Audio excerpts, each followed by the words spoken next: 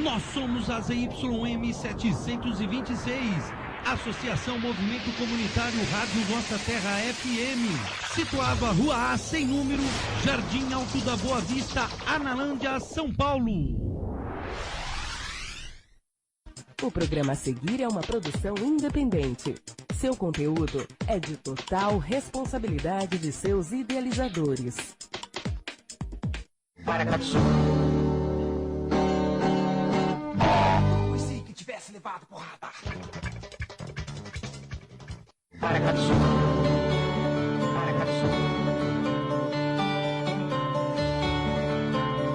Senhoras e senhores, programa Paracatu Zoom no ar. Pode abrir seus microfones. Muito bem, rapaz, toda vez que eu participo, começo o programa, eu fico emocionado. Eu estou avisando aqui de Nair fazer uma surpresa, ia fazer uma surpresa para a Joana, mas eu falei, não, deixa que eu... Boa tarde, Joana, tudo bem contigo, minha querida? Boa tarde, Elvio, tudo bem? E com você? Tudo em paz. Deixa eu ver aqui, parece que não está funcionando o meu fone de ouvido, que é fone de ouvido novo, inclusive, chique, né? Bom, agora tá. Bom, é o seguinte. Bom, a Joana Dark de Oliveira, eu conheci a Joana numa...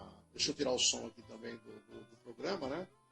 E aí é o seguinte, deixa eu tirar o som aqui pra gente não ficar... Pronto, aí eu vou poder ver. Eu convidei você para participar do programa, a gente já tá no ar lá em Analândia, né? E as cidades ali do entorno de Analândia. E daqui a pouco a gente vai estar no YouTube, certo? Porque nós vamos até às 19 horas, que ainda tem a Hora do Brasil. Mas qualquer coisa, eu convidei a Ednair, que é uma educadora de Itacaré. Eu encontrei com a Ednair 2 vezes, mas não sei porquê. Estava aqui pensando, falei, gostaria de apresentar faz tempo. Acho que eu comentei, cheguei a comentar contigo, Joana, na outra live que a gente fez. Eu cheguei a comentar, porque a Ednair tem uma história bonita lá em Itacaré. E aí ela tem um vínculo, eu soube isso por outras pessoas, tal, né? Tem uma história com os quilombos ali na região e montou uma escola, inclusive, que ela vai contar um pouco aqui da nossa história. Mas a pauta do nosso programa de hoje, eu comecei com uma provocação para a Joana, né? Que a gente falou a prosa, a gente falou sobre a tese dela, que chama-se, aliás, um nome belíssimo, Da Senzala para Onde? Né? Que foi uma sacada. E a nossa prosa foi bem bacana na live, então a gente vai falar aqui um pouco hoje no rádio, quem está nos ouvindo pelo rádio, né? E aqui também, quem vai, daqui a pouco acho que nós vamos aparecer aqui, já deve estar com áudio aqui no YouTube. Nós vamos conversar um pouco a respeito do trabalho da Joana, que agora tem uma extensão, que a Joana está apresentando, foi aprovado um projeto, se eu não me engano, né? De samba, você vai contar um pouco dessas histórias todas.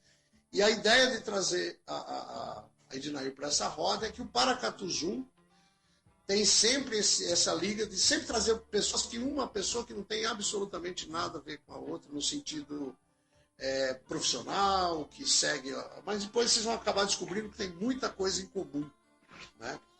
Então vamos começar com a Joana, enquanto a Ednair, eu mandei sinal aqui para ela que nós já estamos na sala, para ela entrar, né? Enquanto isso, nós vamos falar um pouco. Quem é Joana Dark de Oliveira? Né? Aonde você está? Você provavelmente deve estar em São Carlos, né? Mas quem que é a Joana Dark de Oliveira? Oi, Elvio. Eu gostaria, primeiramente, de agradecer o convite para estar mais uma vez com você no programa. Eu sei que houve umas alterações, né, no programa, mas... Isso. Várias alterações. A gente está num momento de muitas alterações, que, aliás, a situação para a gente aqui no interior de São Paulo, principalmente aqui na região central, a coisa está bastante complicada. Né? Então, por vários motivos, aí a gente já está com as imagens também no YouTube, quem quiser ver no YouTube, tá? Nossa Terra FM, e enfim, já vai ver a nossa imagem, vai conversar um pouco com a gente. Vai estar uma diferença entre o que o pessoal está ouvindo no rádio e o que o pessoal está assistindo aqui na internet. Mas vamos lá, Joana. Então, desculpa te interromper. Vamos lá. Imagina. Então, como eu estava dizendo, eu gostaria de agradecer o convite e apontar que a minha participação ela é sempre muito importante, né, nos meios de comunicação, porque eu trago algumas narrativas. Peraí, um minuto só. Chegou também aqui agora a Ednair, nós estamos vendo a Ednair, chegou aqui na roda. Está nos ouvindo bem, Ednair? Eu vou pedir para vocês o seguinte, como também vai virar podcast, a hora que eu estiver falando, a gente vai desligar o microfone, tá? E para a gente poder captar o som bacana, para depois a gente passar o podcast para vocês. A Ednair está chegando, então, e já está na roda aqui com a gente. E a Joana está começando a se apresentar, Ednair. Daí a gente passa para você para saber quem é quem aqui na roda. Eu vou desligar o meu microfone. Então, vamos lá, Joana, você está com o microfone. Bom, Elvio, bem-vinda, Ednair, também à nossa roda, à nossa conversa. Como eu estava dizendo, eu sou uma pesquisadora que trabalha com as questões afro-brasileiras e também questões africanas, né? Tanto no tema relacionado à arquitetura, a territórios, como também às práticas culturais.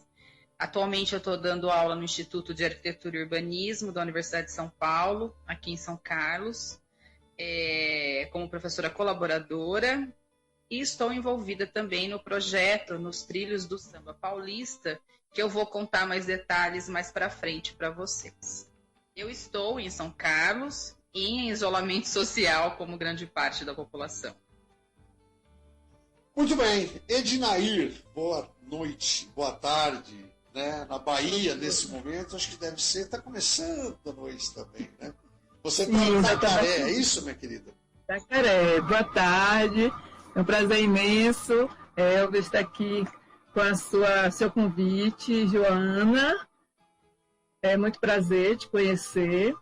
Eu sou professora, moro em Itacaré, sou professora há 33 anos, trabalho no município, também na Escola João Gomes de Sá, sou diretora e fundadora da Escola João Gomes de Sá, que atende agora da educação infantil ao ensino médio, mas começou assim bem simples, com uma turminha, e aí foi crescendo, acompanhando o crescimento também da cidade. Faço trabalho social como presidente do Clube da Melhor Idade Alegria de Viver. Recentemente estamos aí à frente desse trabalho social, cuidando dos nossos idosos, fazendo um trabalho de social, levando lazer, levando cultura. É uma turma bem animada. Então, é um prazer estar aqui em minha cidade dando essa colaboração. Tá bom? Bom, muito bem, então. Nós vamos fazer o seguinte. A Ednair tem um outro compromisso logo na sequência dessa nossa prosa, né? Então, nós vamos começar a fazer o seguinte. Fazer um bate-papo entre vocês duas, porque eu queria muito que vocês se conhecessem. Era para estar na roda aqui junto com a gente, né? A Vitória, que é lá de Rio de Contas, né? Rio de Contas, Chapada Diamantina, onde um grupo de mulheres de quilombos, né, lá das mulheres de quilombos, se juntaram lá no Bananal, no quilombo do Bananal, e elas desenvolvem um projeto também bem bacana. De alguma maneira eu vou tentar colocar vocês todas juntas. Então, vamos começar com a Ednair, daí depois a gente fala um pouco. Pode ser, Joana? Tudo bem para ti? Para contar um pouco como é que foi a formação dessa escola? Porque logo que eu entrei em Itacaré, nem tinha descido do ônibus, o motorista virou para mim e falou: trata de ir lá na escola João Gomes, porque você precisa conhecer a professora Ednair, porque ela montou uma escola muito interessante, tem um contexto bacana, enfim. Que escola é essa, Ednair? Conta um pouco para mim, para a Joana e para os nossos ouvintes. Tá bom. A Escola João Gomes, que começou como rabisco, começou de forma assim, bem sem pretensões. Começou assim com uma mãe que queria muito educar as filhas, tinha uma proposta de trabalho construtivista, que hoje nós somos construtivistas socio-interacionistas, e não estava muito feliz com a forma como a educação infantil era tratada. Então, juntei as minhas filhas, esvaziei a área de serviço da casa onde eu morava, dei uma arrumada e começamos. 6 crianças, todos filhos de amigos meus, e a escola foi caminhando. Levamos 10 anos ampliando a educação infantil, a escola passou a tomar conta da minha casa, não mais a área de serviço, aí foi para a minha casa e comecei a ter outros colaboradores, né, outros profissionais da educação que se juntaram a mim, e ela foi crescendo, foi tomando corpo, passou de educação infantil para ensino fundamental, anos iniciais atualmente, e de lá eu tinha um espaço, né, que fica agora na rua 31 de março, que foi um espaço aqui, herança de família. Quem vier a Itacaré, ao fundo da igreja, ao lado do hospital, vão ver que tem ainda um terreno bastante grande. E foi caminhando, a escola crescendo dentro da minha casa. Daí começamos a trabalhar o espaço, construir o espaço, que atualmente estamos instalados. E a escola foi tomando todas as proporções da cidade, as pessoas foram conhecendo o trabalho, conhecendo o projeto, confiando, trazendo os filhos, incentivando. Tive muitos incentivos de muitos colegas. Vamos para o ensino fundamental, depois vamos para o ensino médio. E com isso nós passamos de rabisco, porque crescemos e fomos para a Escola João Gomes, que também tem uma história. A Escola João Gomes de Sá, eu me chamo Ednaide Sá Lemos, né? E toda essa parte onde nós moramos, onde fica o hospital, onde fica o Banco do Brasil, onde fica toda a rua 31 de março, em caminho lá para a rua onde fica o Marimbondo, era um sítio. Essa foto está lá na prefeitura, só tem a casa do meu pai, dos meus avós. E era um sítio, e aí se transformou em rua, ele doou a maior parte do terreno, inclusive onde o hospital hoje é localizado, foi uma doação da minha família. E toda a rua 31 de março, praticamente, foi doação da minha família. E aqui estamos instalados, então por que não fazer essa homenagem ao meu avô e colocar o nome da escola João Gomes de Sá, que é o nome dele, né? E perpetuar essa colaboração social, que ele era muito social na cidade, conhecido, minha família é uma família muito conhecida na cidade inteira. Chegar onde é a casa de professora Ednaí, todo mundo te traz na porta. Onde fica a Escola João Gomes, todo mundo te traz na porta. Enfim, somos essa unidade. Hoje nós temos do ensino médio ao ensino da educação infantil ao ensino médio, e fazemos também esse trabalho social dentro da cidade. A nossa escola ela trabalha com a comunidade. Nós temos 3 grandes projetos em que ele vai literalmente para a praça, né? Nós temos um trabalho cultural que acontece no mês de junho, onde nós trazemos toda a parte cultural da cidade, a quadrilha, o samba, vem tudo para a praça. No início do ano nós temos uma feira de livros, que também esse ano tem um tema muito bacana, 30 anos de construção, 30 anos, venha fazer parte dessa história. Nossa escola está fazendo este ano 30 anos e nós estamos com esse grande projeto e vai ser tudo transformado em literatura. Esse projeto de literatura que a escola promove todos os anos, com a coordenação da professora Jusceli, que é uma das precursoras também da Casa do Boneco. A gente tem essa parceria, né, de longas datas com a Casa do Boneco, e ela é a nossa coordenadora de eventos. E nesse primeiro evento nós trabalhamos com cultura, nós já trabalhamos com vários artistas, assim, com a vida. O 100 anos de Luiz Gonzaga, da Adonias Filho, 100 anos de Adonias Filho. Então, esse ano vão ser os 30 anos da escola. E nós fazemos esse trabalho literário e as crianças produzem. Eles são protagonistas do seu conhecimento. Eles produzem poesias, músicas, várias atividades culturais. E no final do ano tem artes. Aí a gente encerra o ano também com o projeto de artes, em que nossos estudantes transformam tudo em arte. Cênicas, pintura, música, dança, enfim. É uma escola que constrói esse conhecimento, preza pelo protagonismo juvenil. E se vocês visitarem o nosso site lá, escolajoaogomesdesá.com.br, vocês vão ter prova de tudo isso que eu estou falando aqui nesse momento.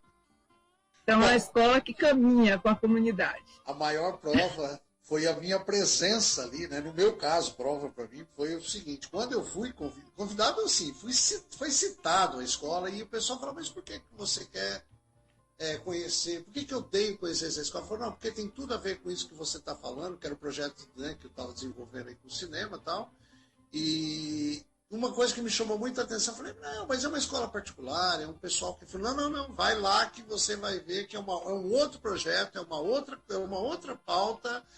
A Ednaí tem uma história bem bacana, que eu ouvi muito pouco, né? A gente teve pouco tempo de conversa, também eu cheguei daquele jeito, né, Ednaí? Entrei na escola, saí correndo para pegar um outro ônibus para ir para não sei onde. Mas agora vamos fazer o seguinte, vamos ouvir agora então a Joana apresentar um pouco quem é a Joana para a Ednaí. E a gente continua esquecendo sempre, senão eles vão me cobrar de desligar aqui quem não está falando. Vamos lá. Bom, Ednaí, como eu já disse no início do programa, eu sou pesquisadora e professora também, e eu venho, desde 2010, trabalhando com as questões relacionadas ao patrimônio afro-brasileiro. Inicialmente, a minha pesquisa estava muito centrada na identificação dos territórios negros urbanos no município de São Carlos. Então, a ideia era levantar esses territórios na cidade depois da abolição da escravatura. E aí, pesquisando uma série de documentos arquivísticos, fazendo entrevistas, trabalhando com recenseamento populacional antigo do município, eu cheguei à constatação de que uma pequena parcela da população negra no pós-abolição se instaurou no município, no espaço urbano, né? Mais especificamente no espaço urbano. Grande parte na região central, alocada em cortiços, casas plurifamiliares ou na casa do patrão, e outras pessoas que foram alocadas nos bairros que foram loteados logo após a abolição para recebê-los, que ficavam às margens da cidade. E uma das questões mais interessantes que eu cheguei a constatar na minha pesquisa foi no momento das entrevistas que eu realizei com descendentes dos negros que se direcionaram aos bairros nas franjas da cidade. Então, eu conversei com pessoas da Vila Isabel, Vila Pureza, Vila Neri, para entender o legado da história de luta, resistência que tinha ficado aí na memória desses sujeitos. E aí o que eu encontrei foram casas e quintais negros funcionavam como espaços de resistência. Um espaço e uma casa que está sempre pronta para ser ampliada, para receber um filho, para receber um sobrinho ou uma sobrinha, sempre alguém que esteja aí com algum tipo de necessidade. Uma casa que pode ser ampliada ou um lote que pode receber uma nova moradia. E encontrei também grande parte da área restante da moradia voltada para a produção de alimentos, para a preservação do chão de terra batida, para o plantio de ervas sagradas, para a prática do candomblé, a prática da capoeira, para os encontros, para as festas e para as rodas de samba. Algumas das escolas de samba do município, por exemplo, surgiram ali nessas reuniões de quintais, como, por exemplo, a Escola Vila Isabel. Então, essa pesquisa, que a princípio era em São Carlos, me motivou, depois de ter todo um reconhecimento da banca, de ter o reconhecimento da Fundação Pro Memória, que publicou a tese, transformou em livro, eu resolvi ampliar essas análises. Fui, num primeiro doutorado, entender essa constituição também no município de Araraquara, e aí nós investigamos especificamente a família Salvador e a sua constituição familiar, o seu território, as suas memórias, a sua relação com o espaço urbano. E aí a gente foi encontrando relações que são sempre muito marcadas pela violência racial, pela discriminação, em que a população negra precisou desenvolver espaços para poder praticar as suas culturas, como, por exemplo, os clubes negros, cinemas voltados para a população negra, ruas para a prática do footing, somente para a população negra. Então, a cidade, no pós-abolição, é uma cidade pensada a partir de um apartheid racial. E isso eu constatei nos 2 municípios. E nós centramos também a pesquisa na família Salvador, que é uma família que tem uma história de atuação muito reconhecida no município, nos movimentos negros da localidade. E agora eu estou desenvolvendo todas essas pesquisas até então desenvolvidas, elas foram orientadas pela professora Maria Ângela Bortolucci, do Instituto de Arquitetura e Urbanismo de São Carlos. E agora eu estou com a professora Eulália Portela Negrelos e eu estou fazendo essa mesma análise em todo o estado de São Paulo. E no meio desse bojo todo, eu fui convidada pela professora Kelly Magalhães, da Faculdade de Arquitetura e Urbanismo da Unesp de Bauru, para integrar o projeto nos Trilhos do Samba Paulista. E aí nós estamos junto com o Colombolo, com o Coletivo Samba, com a Unesp, o Instituto de Arquitetura e Urbanismo também, que está nos dando todo o apoio e aporte para a divulgação e também recebendo aí o projeto de braços abertos. E esse projeto, ele foi, né, depois de nós desenvolvê-los, ele foi contemplado pelo BNDES. E nós estamos, nesse momento, em campanha para angariar os recursos necessários para o seu desenvolvimento. E nós estamos, né, falta aí de 10 a 14 dias para o término da campanha. Nós ainda estamos no início dos recursos que nós precisamos angariar para o desenvolvimento do projeto, mas nós estamos muito esperançosos. O projeto ele vai mapear o samba no interior paulista, começando pelo município de Bauru, depois para Araraquara, depois São Carlos e aí outras cidades que possam também surgir num contexto para ser analisada, investigada. Ontem mesmo eu recebi uma proposta de uma pessoa, eu chamo ele de Cori, que é lá de Barretos, que queria ter a história do samba de Barretos registrada aí no projeto. Então, eu acho que a gente tem muito aí ainda para investigar, para analisar, para mapear e para registrar, porque a ideia é tirar essa prática, mas visibilizar essa prática para que ela ecoe para além desses quintais, dos clubes negros, das famílias negras, e chegue aí para toda a sociedade como um patrimônio afro-brasileiro. Em linhas gerais, é isso. Bom, me diziam lá atrás, acho que a grande sorte que eu tive enquanto criança, foi ter nascido no meio do canavial e não me davam Ritalina, né, ainda, né, naquele momento. Né?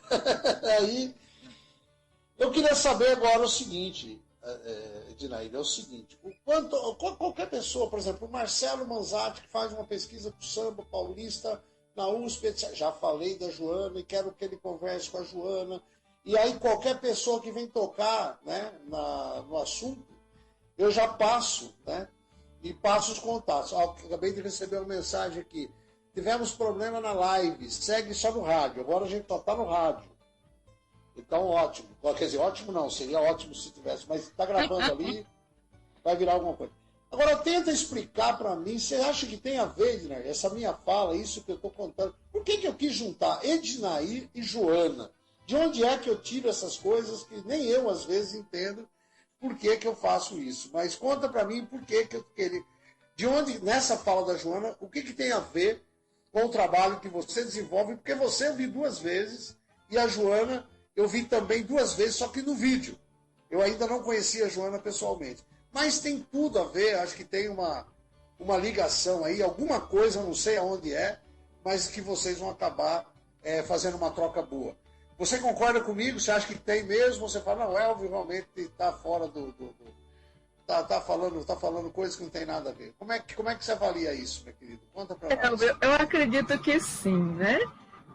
Porque a escola, dentro dos seus projetos, ela vem trazer à luz alguns aspectos da sociedade para que os estudantes tenham a vivência, tenham o conhecimento. Quando ela falou aí do samba, eu lembrei, nós fizemos os 100 anos do samba. Agora nós estamos trabalhando as marchinhas. Então, a população jovem, ela precisa entrar em contato com a sua história, a história que está escrita e a história que está na memória. Então, quando nós realizamos esses projetos, os nossos estudantes vão a campo e vão conhecer essa história com a população, com o avô, com a avó, e vai produzir esses textos e vão ficar curiosos com a sua história, a história dos seus antecedentes, seus ancestrais. Isso é muito interessante. Aqui em Itacaré nós temos alguns pesquisadores, tem o professor Rafael, da UESC, tem a professora Valdinéia também, ela fez o doutorado nessa linha dos quilombos.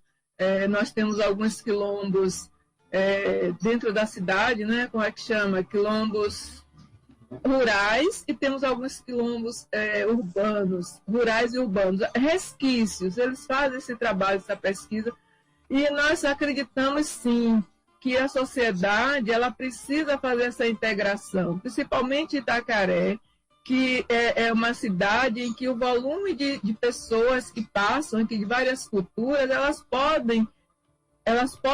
já influenciam a cultura local. E se você fortalece, se a escola ela ampara essa cultura local, nós vamos garantir que a identidade da nossa cidade se mantenha. Claro que vai acontecer influências, mas a escola é a mantenedora da cultura local. E isso precisa estar na escola, precisa estar nos nossos registros, precisa estar na nossa memória, levar a público, acender um pouco a memória da população quando a gente leva a público aquilo que está sendo trabalhado e pesquisado e desenvolvido dentro da escola. Como a Joana colocou, precisa sair dos quintais, precisa sair das casas, vir à luz e vir a troca com a comunidade. Então, acredito que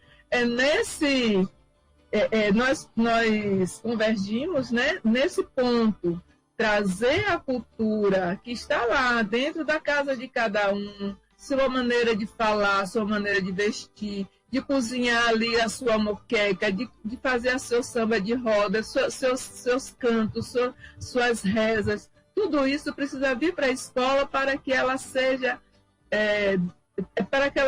ao alcance da comunidade. Alguém tem que guardar esse patrimônio, senão daqui a uns dias ele vai se perder. Porque as pessoas, ultimamente, de uns tempos para cá, não existe mais aquele momento da roda de conversa em família para contar os causos, né, dos avós, para rirmos juntos. Eu ri muito com minha avó. Tive muito medo das histórias que ela contava de fantasma, do homem do pé redondo. Então, tudo isso, se você não coloca no papel, se você não registra, vai se perdendo. E hoje em dia, a televisão, a internet, ela não dá mais às famílias essa oportunidade. Talvez agora com a pandemia, porque tem que ficar em casa, os pais tiveram que se reinventar em criar atividades para os filhos. Mas a realidade que nós vivíamos e brevemente vamos voltar a viver é que cada um vai para seu canto, cada um vai para seu quadrado e não tem mais essa troca em família, entre os avós, entre os netos, entre os pais. Isso é preocupante. Por isso que eu acho que o trabalho de Joana, o trabalho que a escola desenvolve, ela de certa forma vai eternizar através das suas produções, das imagens, das fotografias, essa história. Eu acho que é isso. Bom, Joana e Ednair, é o seguinte, quando eu anunciei que o tema desse programa, né, que aliás eu até volto a repetir, quero falar um pouco com a Joana depois também sobre isso, né, da questão do samba, da senzala ao samba, né, acho que é isso, né, da senzala ao samba, que a gente chamou o programa. Eu recebi alguns comentários de forma geral, já pessoal, que infelizmente um deles, que é um repentista de Aracaju, né, que agora está em Aracaju, é de São Carlos, inclusive, está morando em Aracaju, né, é uma coincidência, né? E aí ele já começou a questionar, ele falou, olha, essa coisa do samba, o samba nasceu aonde e tal, eu não sei o quê, porque o samba é pernambucano, ele é pernambucano, eu falei, não, calma lá.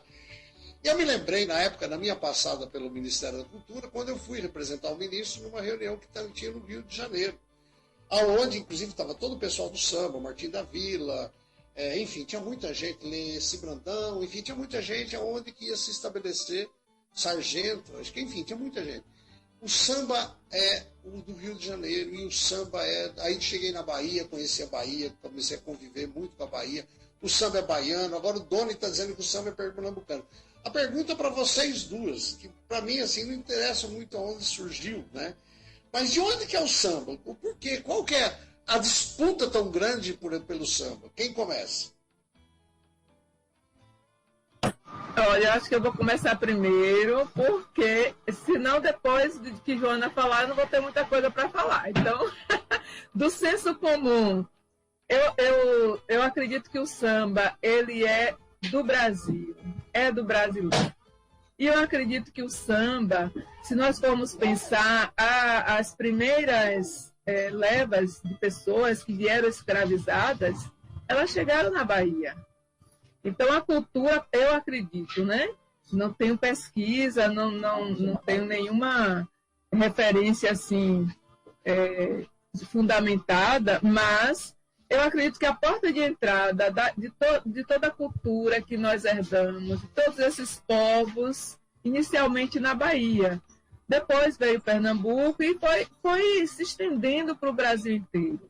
Então, se tem uma porta de entrada, eu acredito que tenha sido essa porta de entrada dos primeiros povos que vieram escravizados, entrando pela Bahia e caminhando o Rio, São Paulo, e foi se espalhando. E nós tivemos várias influências, muitas influências.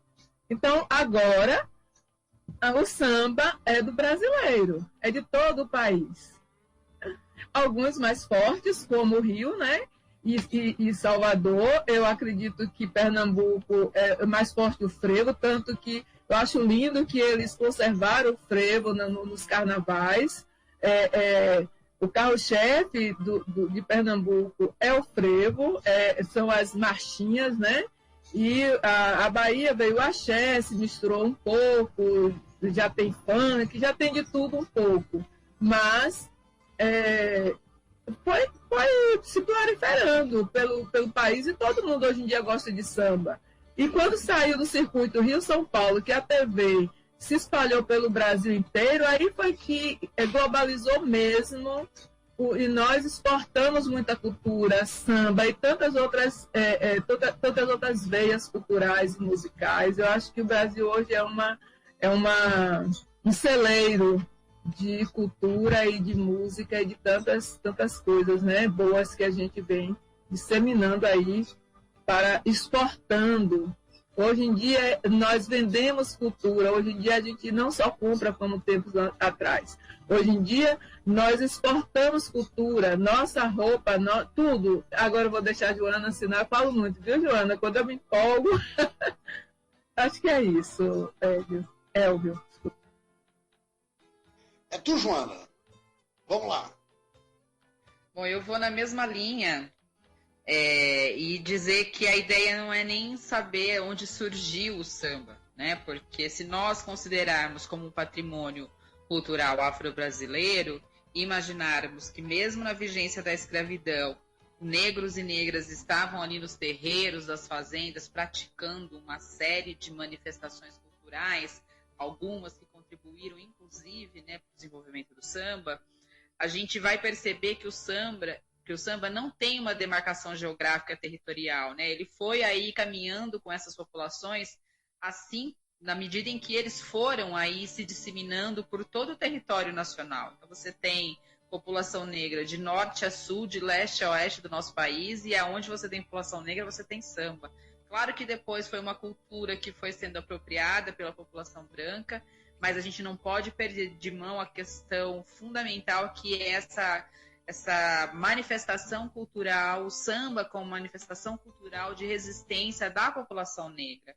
Né? Então o samba estava no morro, o samba estava no clube negro, o samba estava, as suas vertentes mais iniciais estavam nos terreiros, estavam nas fazendas, depois também nas fazendas, porque muitas populações negras continuaram trabalhando em outras fazendas depois da abolição. Então o samba, ele está na rua, ele está na casa, ele está no quintal, e ele era praticado majoritariamente pelas populações negras, e aí depois a gente tem uma apropriação pelas populações brancas também, e aí acaba se tornando um patrimônio de todo o país. né, mas em linhas mais restritas, o samba é um patrimônio cultural afro-brasileiro que está aí presente em todos os estados do nosso país, onde a gente teve a presença da população negra e onde a gente tem a presença da população negra. Aliás, população... Desculpa, Joana? Não, era isso. Aliás, a população negra, o que aconteceu com o samba, eu imagino que aconteceu com o samba, é mais ou menos o que está acontecendo com o funk hoje, por exemplo, que também, tudo que vem das margens, que vem... E aí tem uma coisa que é muito forte, que eu sou suspeito, porque eu sou fã, né, de Gilberto Gil, quando ele fez uma música pela internet, né? E aí ele fala, na relação dessa música pela internet, que ele fala da música que, na indústria fonográfica, enquanto massa mesmo de divulgação, enquanto samba, produto samba, enquanto, né, divulgação, foi a primeira música que marcou, foi pelo telefone, que é do Douglas, se não me engano, né? Pelo telefone, que teve aquela variação enquanto, né? Que depois falava do jogo de bicho, da polícia e tal, só que depois com Vargas ele teve que refazer a letra do samba. E sempre a gente segue um pouco essa pauta de que qualquer manifestação de periferia, qualquer manifestação das margens, qualquer coisa assim, continua sendo marginalizada. Apesar que eu achei que esse pessoal não estava acompanhando aqui, mas o João Vitor, que nos acompanha aqui, o João Vitor Bora, né, que cuida da parte do som, está dizendo que, inclusive, o pessoal está ouvindo pelo site da rádio e tal. E já tem uma pergunta que me veio, pessoal, aqui, que aparentemente não tem nada a ver com isso que nós estamos conversando, né? Mas que eu não estou acompanhando, porque eu não tenho TV, não consigo, enfim, tenho algumas dificuldades aí de acompanhar a TV, mas já estão me perguntando, inclusive porque eu disse no começo da nossa prosa que a Ednair tem que sair mais cedo, e já são 18 horas e 40 minutos, praticamente o seu tempo está encerrado. Mas antes dela sair, e aí eu vou poder aprofundar um pouco mais esse trabalho da Joana, né, que é a proposta aqui da nossa pauta, estão me pedindo para saber o que vocês estão acompanhando o Big Brother Brasil, está acompanhando essas polêmicas que está havendo dentro da escola, inclusive como, se eu não me engano, acho que são 3 ou 4 negros que estão envolvidos nesses debates. Vocês têm acompanhado? Como é que está isso? Estão pedindo aqui, né, a opinião de vocês. O Rafael está me pedindo aqui, o Rafael está pedindo para vocês comentarem a respeito, antes que a Ednair saia, então, da prosa, porque a gente já está aí com 40 minutos de prosa. Vamos lá, Ednair, você que não está acompanhando, está sabendo o que está acontecendo? Elvio, eu venho observando, assim, que há um tempo atrás, a população negra, ela praticamente não participava dos programas de televisão, nem propaganda e várias outras questões. Por alguns motivos, começava a aparecer um ou dois, mas em um papel muito aquém, marginalizado, como cozinheiro, enfim, nunca assim no papel principal. Essa é uma visão assim bem clara. De um certo tempo para cá, bem pouco tempo, eu venho percebendo assim uma presença mais forte de nós, do cabelo enroladinho, da pele negra, alguns personagens, algumas propagandas de uma forma mais forte, né? As pessoas que têm mais cheinhas estão diversificando um pouco, mas isso é bem recente, dentro das propagandas, dentro da televisão. Ainda não está a nível paritário, de igualdade. Ainda existe um certo preconceito de papéis e de posições de liderança negra dentro da televisão brasileira. Isso é fato, né? Dentro do BBB, eu vou dizer a você, é um programa que eu não acompanho, não tenho nada contra, mas é uma linha de trabalho que não me acrescenta nada.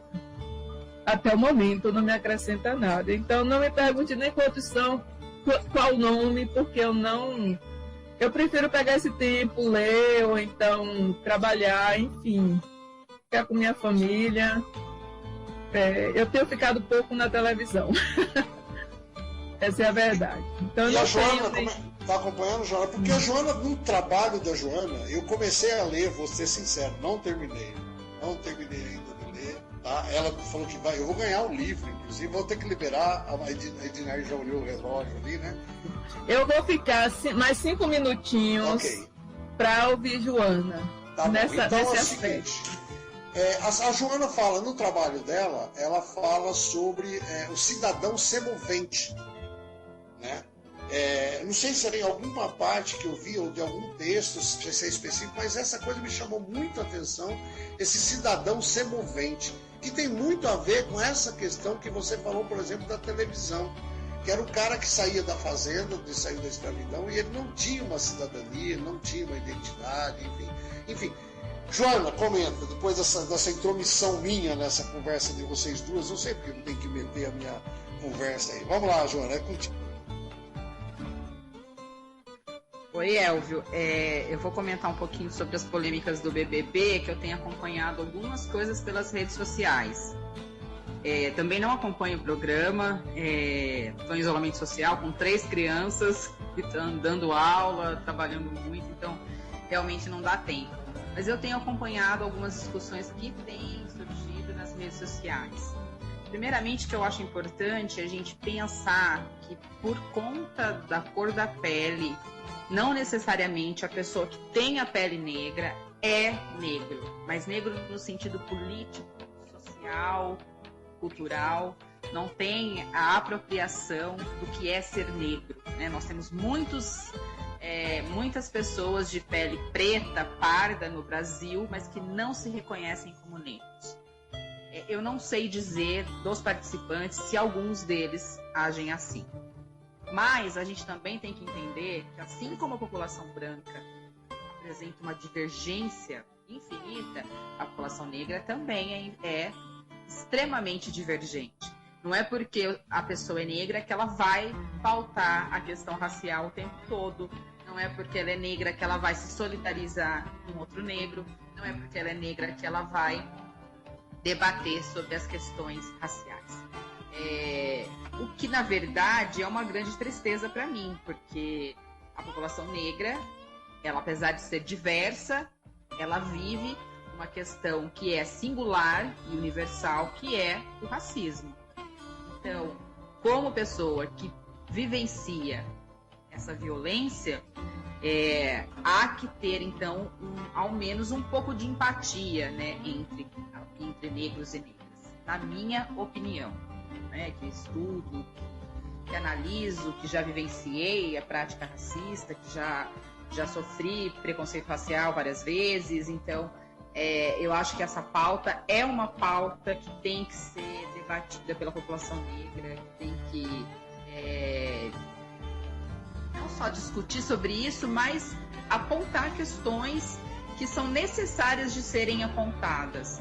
Mas eu precisava assistir o programa para saber realmente o que está acontecendo. Mas, ali, em linhas gerais, eu soube que um dos participantes negros, que propôs ali uma união entre os pretos da casa, acabou sendo cancelado. Depois ele acabou saindo do programa porque ele não aguentou, né, essa pressão toda. E aí o que eu sinto é que nem sempre, né, a pessoa preta ou parda se reconhece como negro. E muitas vezes, quando você está num ambiente em que há vários brancos, que são pessoas que exercem o poder só pelo fato de serem brancas, também há uma tentativa de aproximação muito maior, né, por parte de alguns negros, uma tentativa de aproximação desses detentores de poder, do que se aproximar daqueles que são os seus iguais.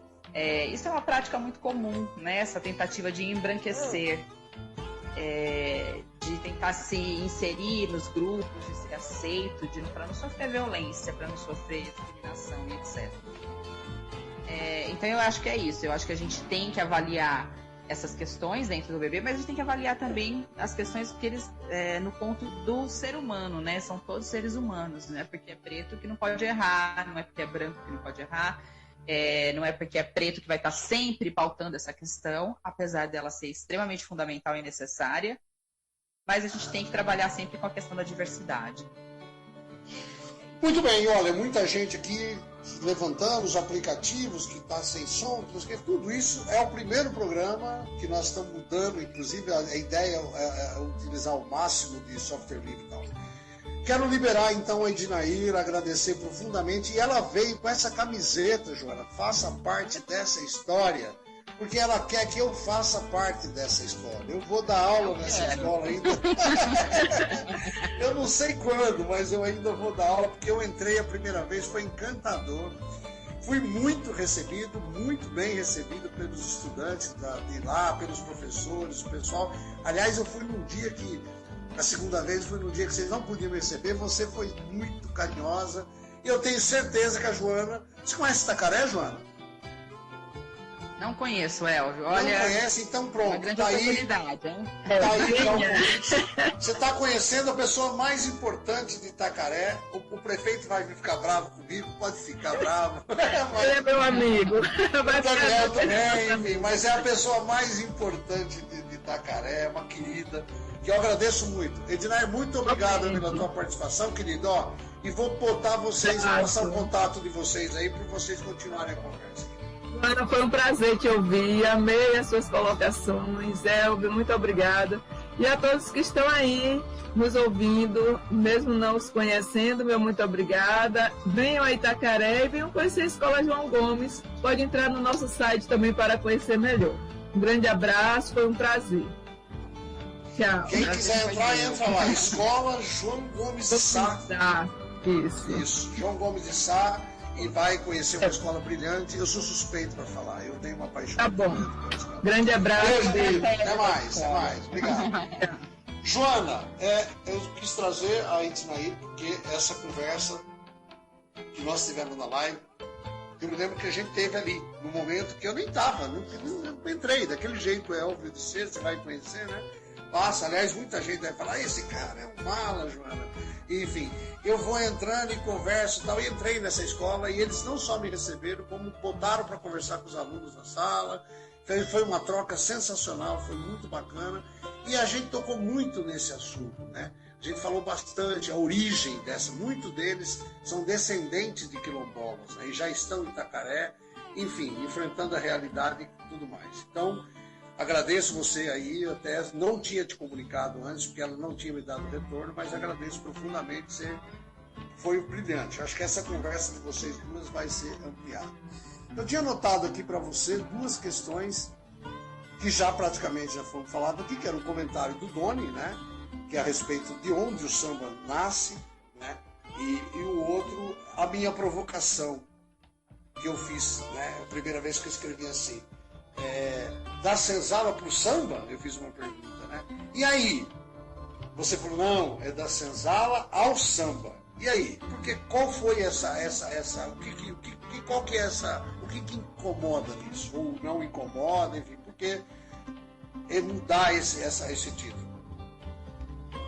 Eu me senti na liberdade de já pontuar que foi, né, da senzala ao samba, porque a partir das minhas pesquisas eu consegui mapear que foi realmente, né, do pós-abolição para a manifestação da cultura negra, né? Eles enfrentaram e desenvolveram uma série de resistências, enfrentaram obstáculos sociais, políticos, para manterem vivas as suas culturas, as suas práticas, as suas crenças, os seus saberes. E como o samba é uma dessas manifestações, eu me senti muito segura, né, para propor esse tema como uma questão afirmativa, afirmando que da senzala eles foram sim para o samba, foram para os quintais, foram para os clubes negros, foram praticar o batuque de umbigada, foram fazer o carnaval, foram fazer as rodas de capoeira, mesmo sempre sob os olhares vigilantes da polícia, da sociedade branca discriminatória, porque essas práticas, elas eram, como você já muito bem colocou, marginalizadas, estigmatizadas, eram práticas que eram sempre alvo de discriminação. Então elas ocorriam principalmente logo nos imediatos anos do pós-abolição, nesses quintais, nos lugares restritos, lugares escondidos, porque quando aconteciam nos espaços urbanos, essa população ela era reprimida por policiais, elas eram inclusive presas por estarem praticando, por exemplo, a capoeira, que era criminalizada, né? Então você não podia ter uma roda de samba no centro de São Carlos logo após a abolição. Você tinha roda de samba, você tinha o batuque de umbigada, você tinha a capoeira, mas você tinha isso nas casas e nos quintais dos povos negros. Então eu me senti segura nesse sentido, né? Porque eles conquistaram essa liberdade de praticar o samba, de desenvolver o samba, de praticar o samba e preservar e transmitir o samba aí para as gerações futuras, tanto que a gente tem isso até hoje, né? Bom, Joana, eu tenho acompanhado um pouco essa história, até já comentei contigo com o Marcelo Manzatti, inclusive, que desenvolveu um projeto na USP, né, contando um pouco do samba, de todos os tipos de samba. Quero colocar vocês em contato também, vou colocar vocês em contato, né, porque tem muito a ver. Tem uma coisa muito, uma história que talvez eu tenha exagerado, né, mas já me ensinaram que quando a lenda é mais forte e mais bonita do que a realidade, que prevaleça a lenda. Então, eu vou contar rapidamente para você uma lenda, que é o seguinte: existe Itaqueri da Serra, que é um vilarejo, uma colônia, que hoje deve ter 10, sei lá quantas casas tem, né?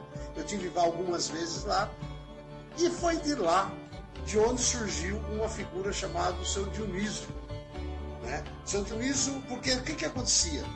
Acontecia que existia a Itaqueri de baixo e Itaqueri de cima, e havia um conflito ali entre esses moradores, porque eu não sei se o de cima ou de baixo, que batia os tambores, né? Era uma comunidade negra e tal, né? Aliás, eu não sei, hoje a gente fala uma comunidade preta, uma comunidade negra, o que é correto? Se é que tem o correto nessa? As duas formas são corretas. Duas formas, tá. Então, essa comunidade negra que fazia os tambores, meio que foram convidados, né, a não fazer mais ali, tiveram que sair e tal. Esse Dionísio pegou um trem e foi para o Rio de Janeiro. Como é que ele chegou no Rio de Janeiro? E lá começou a desenvolver um projeto dos tambores e tal. Veio para São Paulo e fundaram a primeira escola de samba de São Paulo, né? E tem todo esse contexto tal. Você provavelmente está acompanhando pelas sinalizações e tal, tudo mais. Agora, me diz uma coisa, é uma pergunta até um pouco incômoda para mim, porque eu fiquei muito em cima dessa palavra, desse cidadão semovente. O Seu Dionísio provavelmente era um cidadão semovente. Isso juridicamente existia. Era o cara que não se enquadrava dentro daquele contexto de cidadão que tinha, por exemplo, na cidade de São Carlos, né? Você concorda comigo nesse sentido de que, por exemplo, não teve essa amplitude do samba em São Carlos ou na região central que prevaleceu? A amplitude que eu digo assim, ele teve que sair desse lugar para poder tocar os tambores. Como é que é isso? Como é que você acompanha isso? Eu não sei se você entendeu minha pergunta, espero que não, né? Mas, enfim, é isso, né? Como é que é essa história dessa situação? Porque não saiu da minha cabeça ainda, por exemplo, a tua avó, que a gente nem falou dela, mas infelizmente nós vamos ter que marcar uma outra prosa, porque a gente só tem aqui 3 minutos. Vamos lá. Você entendeu essa minha questão ou não? Entendi sim, Elvio. Elvio, a questão da mobilidade foi uma prática constante no pós-abolição. Então, diante desses cerceamentos colocados pela polícia, pelos olhares brancos e etc., se chama nos trilhos do samba, porque a ferrovia foi inclusive uma grande aliada para esse deslocar, para essa mobilidade, né, para permitir. Então, não estava bom aqui, eles migravam para outros lugares. A Lorena Teles, ela tem um livro que se chama Sobrados, como é que é? Libertas entre Sobrados, e ela tem uma citação que me é assim magnífica. Ela coloca que no pós-abolição a liberdade foi algo que a população negra ousou não negociar, e esse não negociar foi um elemento fundamental para garantir que ele se movesse cada vez mais, toda vez que fosse necessário. Tanto que aqui em São Carlos eu trabalhei com vários indivíduos que em 1907 estão em São Carlos, depois analisando outros documentos do óbito e tal, eles não estão mais aqui. Por quê? Porque essa prática de ir e vir, ela era uma constante. Ela fazia parte da resistência. Então, os trilhos, eles levaram o samba, levaram os saberes, levaram os negros para outros lugares, para outras alternativas de trabalho, para outras cidades onde eles imaginaram sofrerem menos preconceitos e cerceamentos.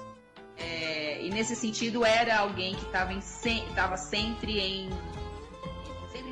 num trajeto, né? Sempre se mobilizando, não é se mobilizando, mas sempre se movente, né? Essa é uma questão muito importante. A gente trabalhou, eu entrevistei o senhor, foi o senhor Cipriano, não vou me lembrar agora o nome do entrevistado, mas inclusive no subtítulo eu coloco que ele é uma pessoa que está sempre se movimentando. Ele morou em várias cidades e cada vez que alguma coisa acontecia e ele ficava descontente com a situação, ele mudava de cidade, ele mudava de emprego, ele mudava, saía andando, pegava o trem, saía, pegava ônibus, fazia qualquer coisa, mas se movia. Então, inclusive, tem vários pesquisadores que trabalham com isso, que essa capacidade, né, de se mover foi uma das grandes conquistas da liberdade para a população negra. Não estou te ouvindo, Elvio. Eu não liguei o som, né? Eu não liguei o microfone. Querida, é o seguinte, infelizmente o tempo está acabando, a gente tem aqui, agora que eu estou olhando, tem 3 minutos, né? Vamos ter que acabar, porque vai entrar a hora do Brasil, inclusive, porque o pessoal que está ouvindo a gente no rádio.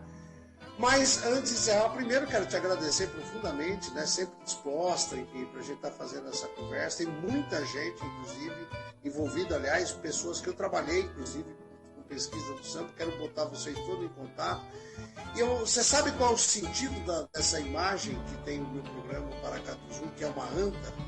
Você sabe por que é uma anta? Que, aliás, foi indevidamente usada pelos integralistas, né?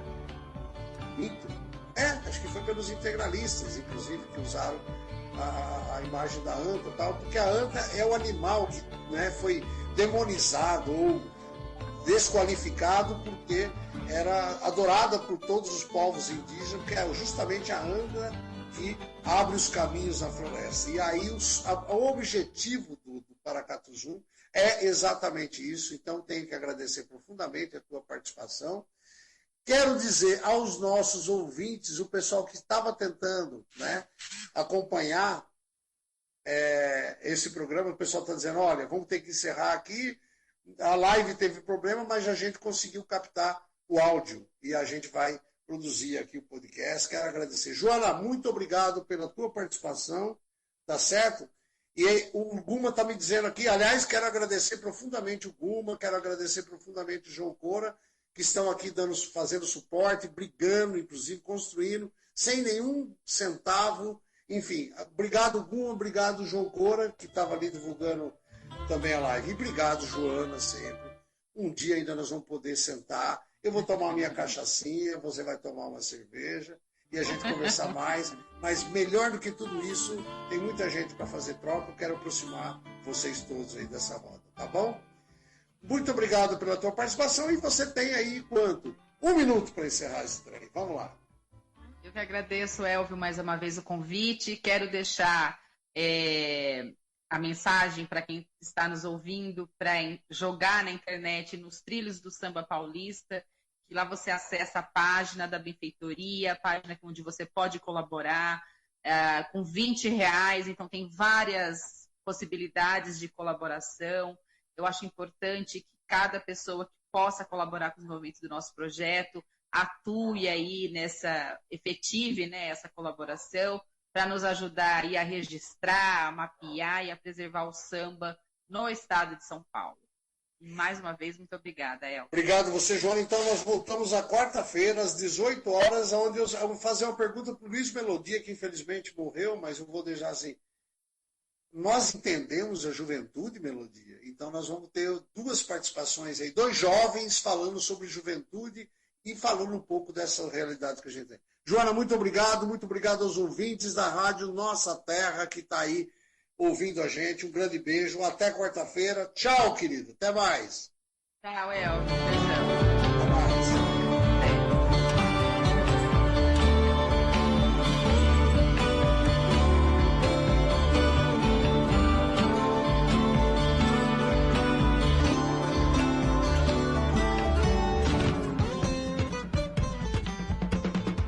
Quer música de verdade? Então ouça Nossa Terra FM 105.9, a rádio de Analândia.